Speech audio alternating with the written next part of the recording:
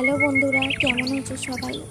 আজকের দিনটা খুবই সুন্দর, কারণ অনেকেই জানো যে আজকে বিপত্তারিণী মায়ের ব্রতকথা আছে।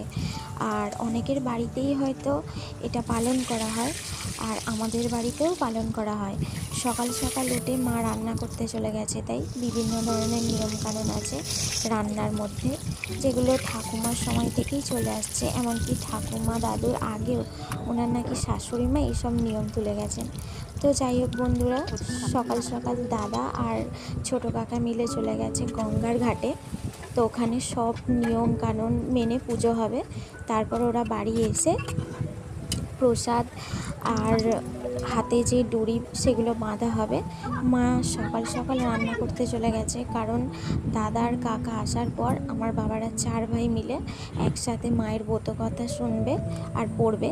তো সবাই মিলেই সেটা বসে করতে হয়, তাই জন্যে সকাল সকাল।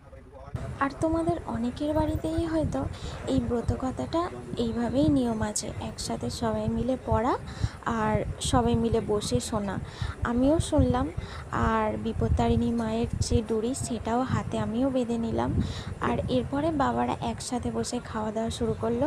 আজকে তো বনভোজনও ছিল। কেমন লাগলো ভিডিওটা তোমরা